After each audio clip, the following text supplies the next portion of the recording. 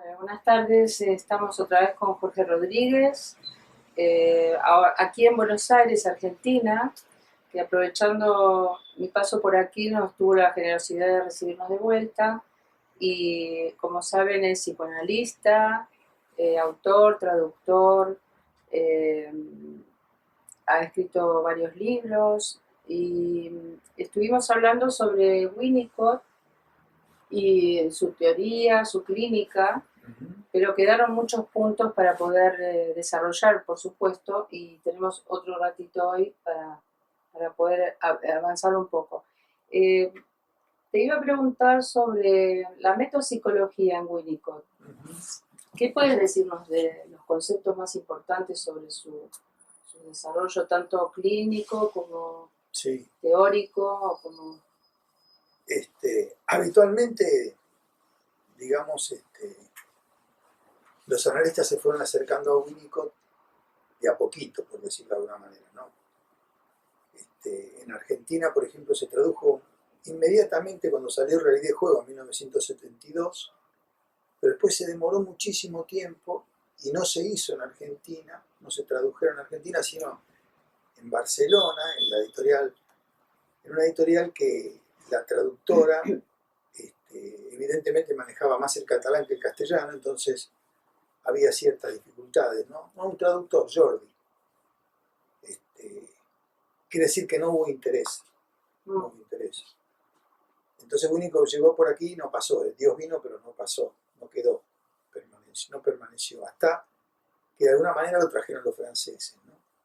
Pero los franceses cuando lo trajeron a través de la presencia que tuvo Winnicott en Francia, también en Argentina, en Buenos Aires, ya era una época donde había un predominio lacaniano, una dogmática y una presencia muy fuerte de Lacan.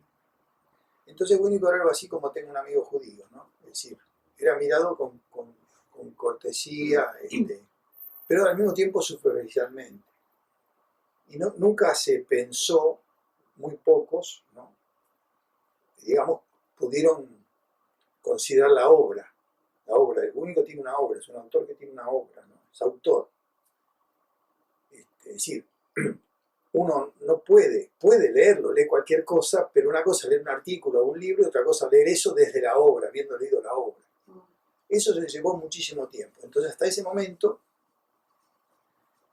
muchos autores que trabajaban o editaban a Winnicott con otros libros, ¿no? Por ejemplo, la editorial Trepsa sacó un libro sobre, que yo mencioné la vez pasada, esa revista, l'Arc, donde se hace un homenaje a Winnicott en Francia, y bueno, se traduce como libro que se llama Winnicott, y el que lo edita es Harari, que eso era una persona lacaniana, y bueno, dice que bueno, que se lee fácil, qué sé yo, pero que no hay una metapsicología. Pero eso no solo lo pensaban los lacanianos, sino la mayoría. Winnicott tiene una metapsicología. Tiene una metapsicología, tiene una epistemología específica, plantea dispositivos clínicos también. Entonces es una, digamos, tiene un aporte teórico, a mi modo de ver, muy importante. Yo estoy trabajando desde hace tiempo, desde que salí del closet, porque antes estaba encerrado, empecé a ir a los congresos de Winnicott, ¿no? Y en este momento estoy en intercambio, publico frecuentemente en Winnicott España, en Winnicott México, en Winnicott Argentina, en Winnicott Chile, es decir, y en Brasil también, ¿no? Brasil tiene un desarrollo muy importante, tuvo más desarrollo Winnicott en Brasil que en Argentina, ¿no? Y entonces en esos congresos, a los que empecé a ir hace 5 años aproximadamente, los encuentros latinoamericanos tienen mucho más tiempo, y yo por prejuicioso, digamos, lo peor que tengo es el narcisismo del narcisismo. Entonces estoy en eso tratando de diluirlo un poco, ¿no? Y entonces, bueno, comencé a ir y lo que fui desarrollando justamente son textos, mis trabajos eran sobre metapsicología. Entonces comencé a presentar una metapsicología de Winnicott porque no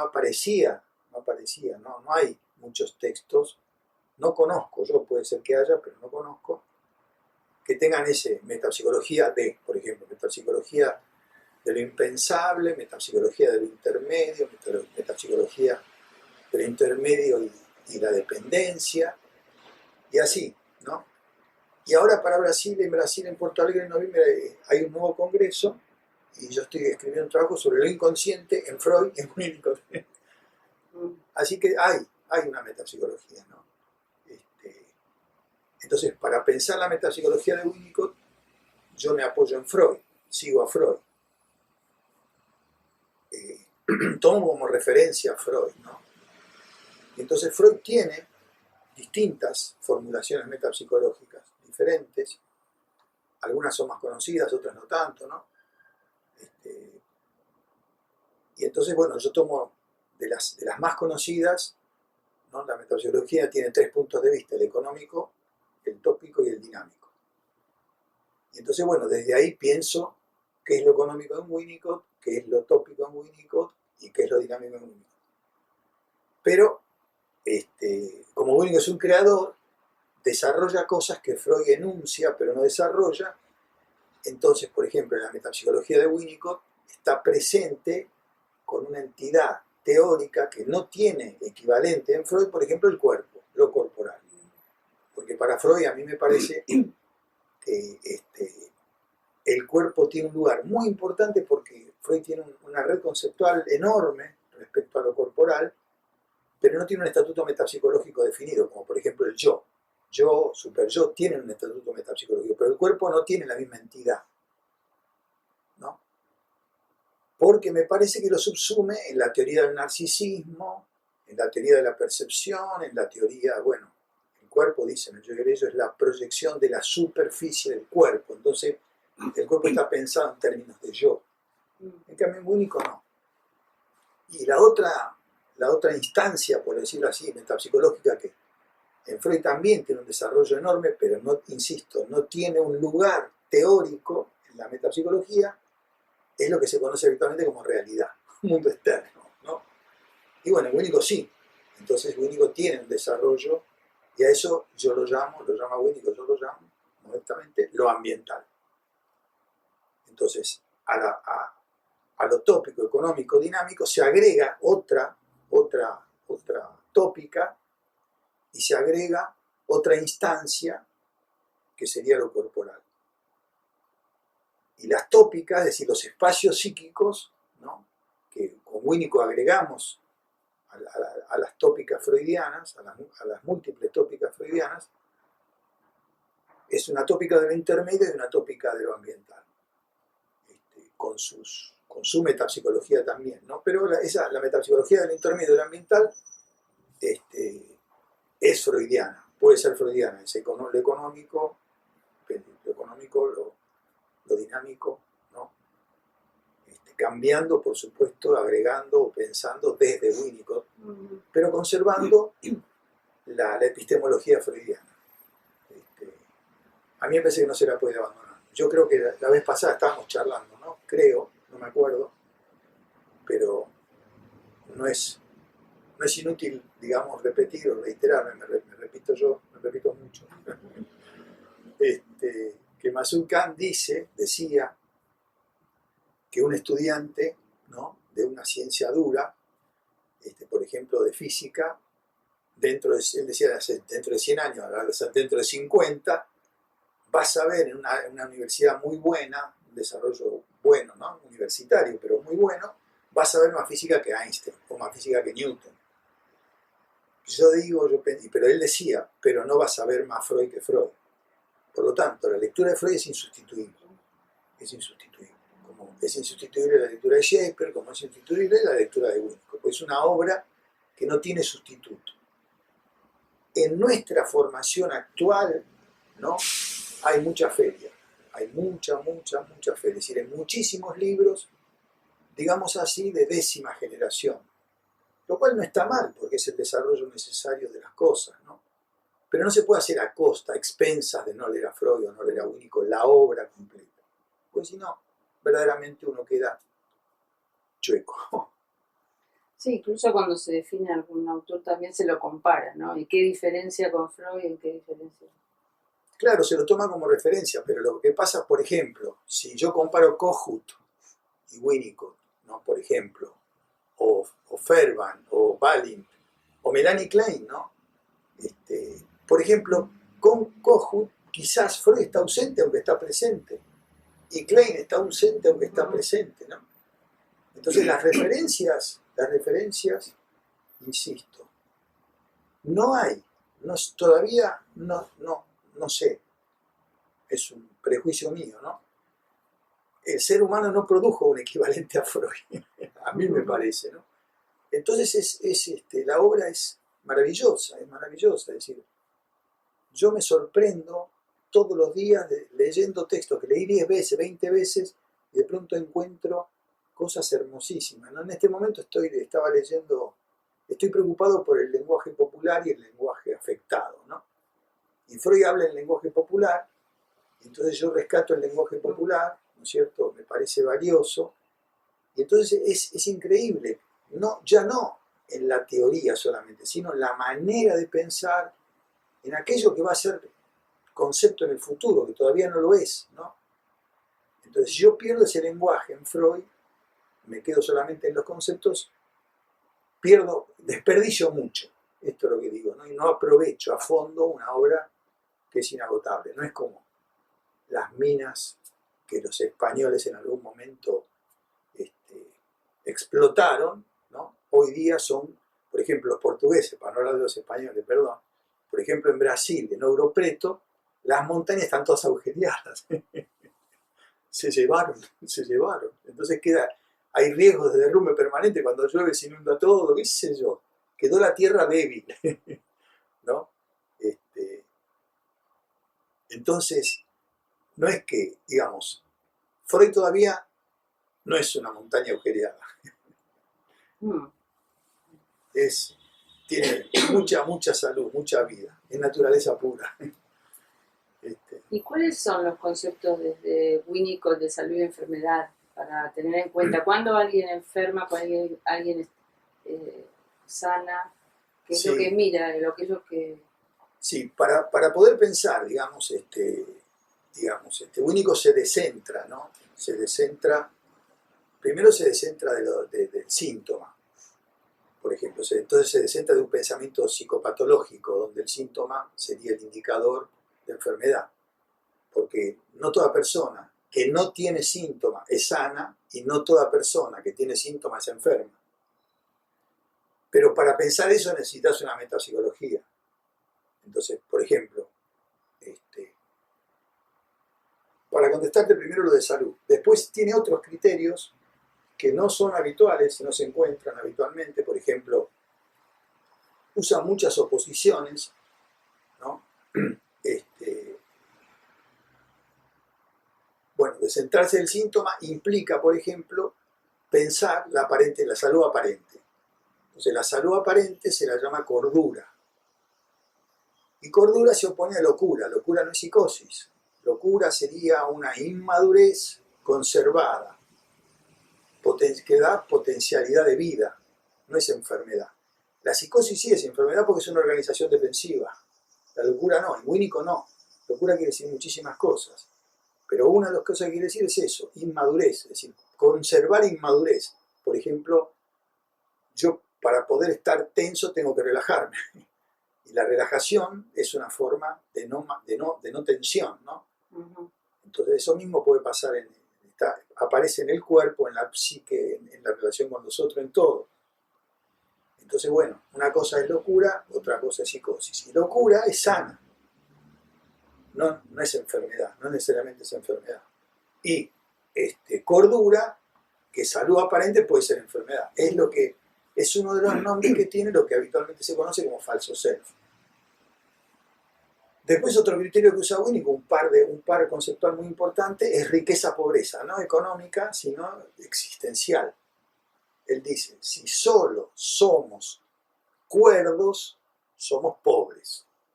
Por lo tanto, para ser ricos tenemos que ser locos. ¿No? Y la locura en Winnicott lo que significa es crear, es creatividad.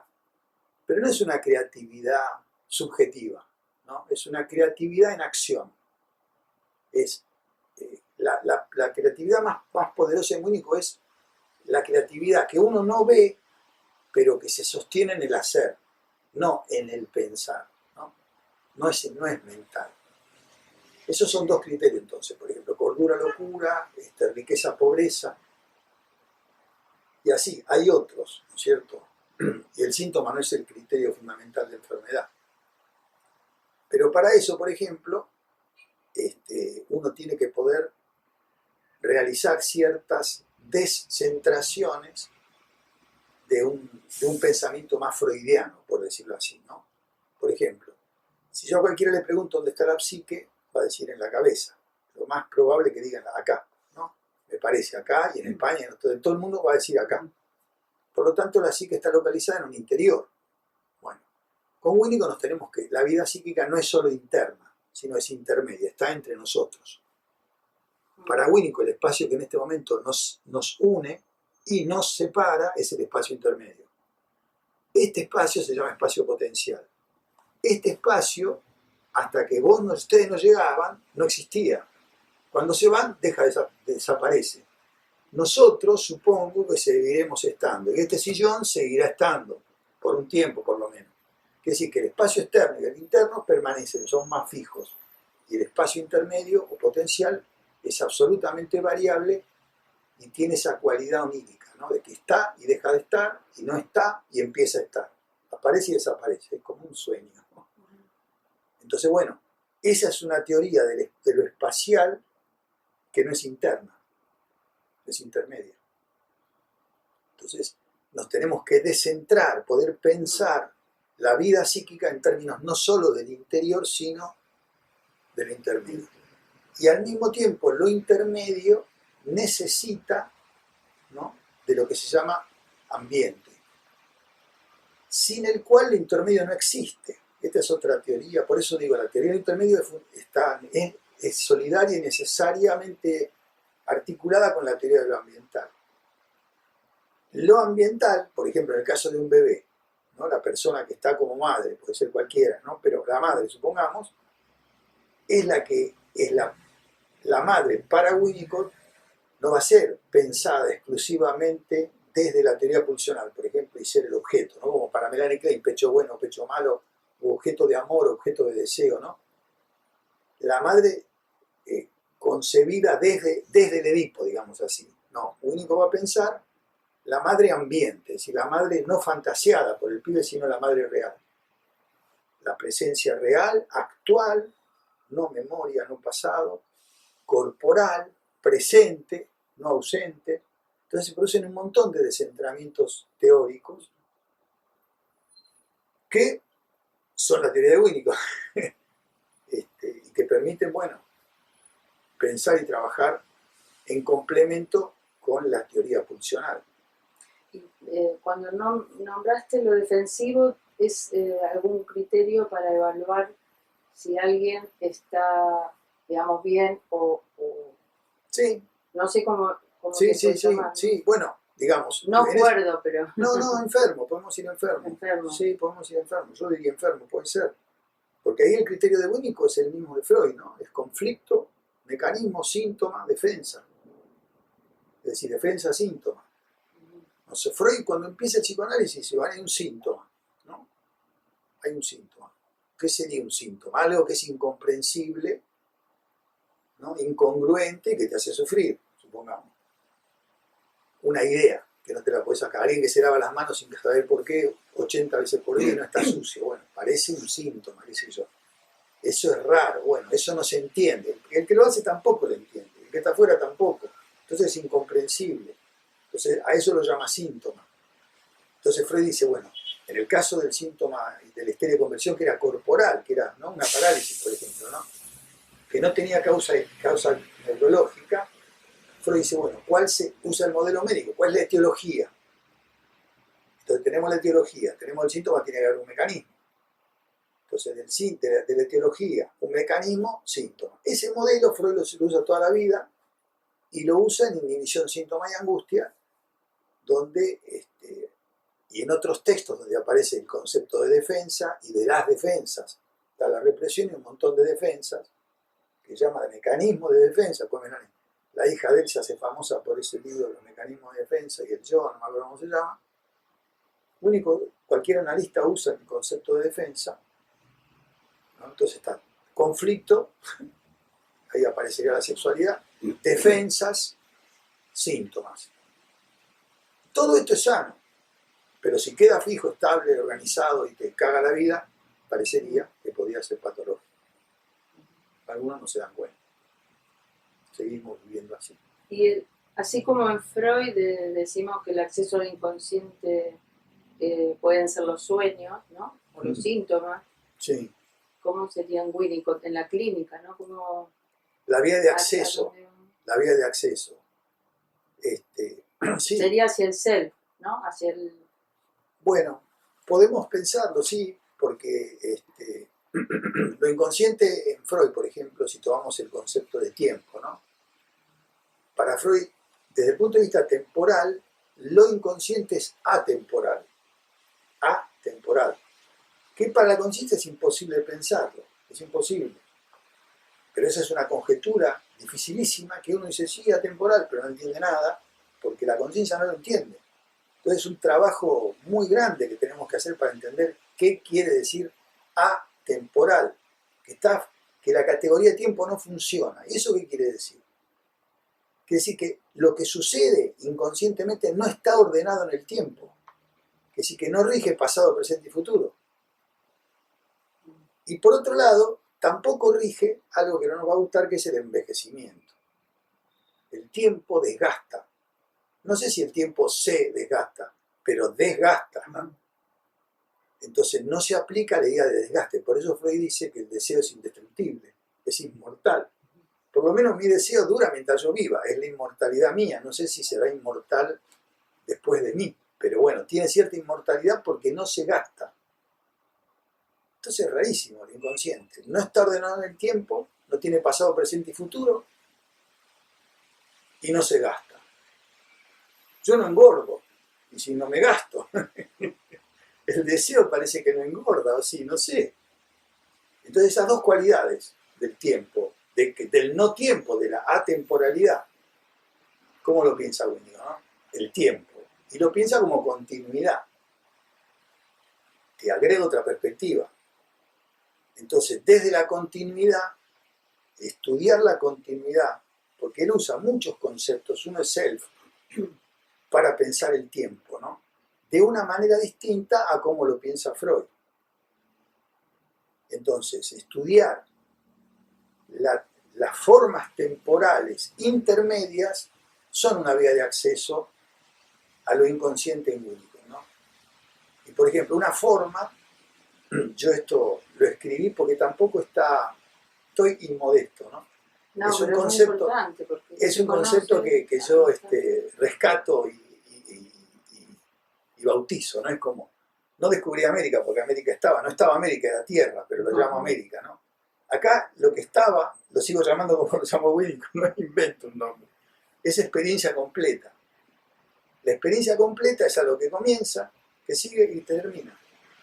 Cualquier pibe, cualquiera de nosotros agarra algo, si lo agarra, lo toca, lo agarra, hace algo, lo deja y pasa otra cosa. Eso es una experiencia completa.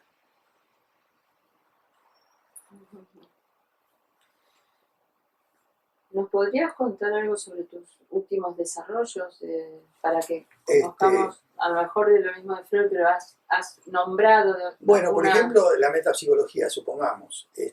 Lo económico en Freud uno lo puede sintetizar en el concepto de libido. La libido es el componente cuantitativo de la pulsión. La libido tiene una red conceptual muy importante que Echeverri la traduce horrible porque traduce investidura. Y en Freud es inversión porque es algo cuantitativo. Yo insisto, la traducción de Echeverri es un desastre, es un desastre. Investidura, por ejemplo, en este caso el concepto para mí está absolutamente equivocado porque descentra el eje del problema, lo pasa a la investidura, es decir, algo cualitativo. Y en Freud es una cosa cuantitativa, es el punto de vista económico. Entonces la mejor traducción es la que hacen los franceses, yo tomo la palabra investissement y digo inversión. Porque la inversión es de guita, la pones en un lugar, la sacas es una cantidad que va y viene. Bueno, inversión. A nadie le gusta, a nadie dice así, pero para mí esa es la palabra. Bueno, entonces el punto de vista económico es el estudio de las inversiones.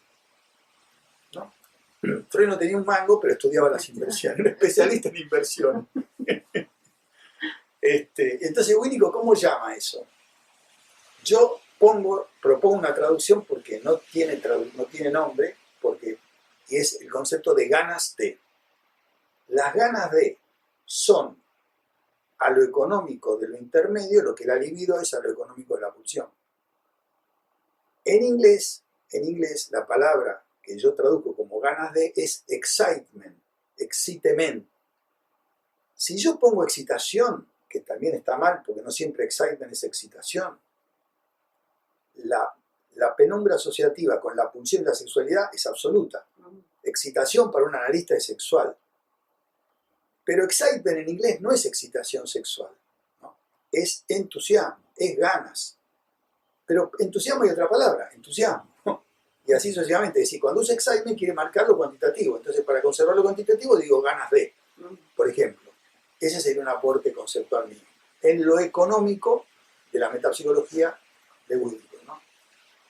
La tópica ya mencioné, por ejemplo, la tópica intermedia o la tópica ambiental. Es muy complejo, pero bueno, es una tópica distinta a los lugares psíquicos intrapsíquicos, ¿no? Y lo dinámico serían más que mecanismos, más que pensar en términos de mecanismos, ¿no? Hay que pensar en términos de funcionamientos y experienciales. Antes de que ustedes lleguen estaba pensando, ¿no? Porque tengo un encuentro dentro de 10 días en la Dirección Nacional de Ciegos, ¿no? Es decir, voy a supervisar situaciones de docentes con gente no vidente o con gente con baja visión. Y entonces estaba pensando qué es el yo, ¿no? Y entonces en Winnicott hay un yo experiencial. En Freud el yo es producto de una identificación, por ejemplo, ¿no? Es decir, tiene un origen pulsional, además tiene un origen perceptual, además antes dije que el yo es la proyección de la superficie, ¿no? Es decir, en Freud tiene un origen múltiple el yo, pero no habla de un yo intermedio. Y el yo intermedio, ¿no es cierto? Estaba pensando en los higos, ¿no? Nosotros, para que haya yo, el bebé tiene primero que perder de mano a la madre, no tocarla. Después la ve, pero tiene que perderla de vista. Cuando no la toca y no la ve, la conserva de oído, más que. Entonces después tiene que perderla de oído. Cuando la pierde de mano, la pierde de vista y la pierde de oído, se construye el yo. Y ese yo es intermedio. Bueno, Jorge, muchísimas gracias y bueno, supongo que podremos leer todo tu desarrollo para completar, porque hay mucho para hablar, ¿no? Sí, hay mucho. Bueno, muchísimas gracias por recibirnos. No, gracias a ustedes por la invitación.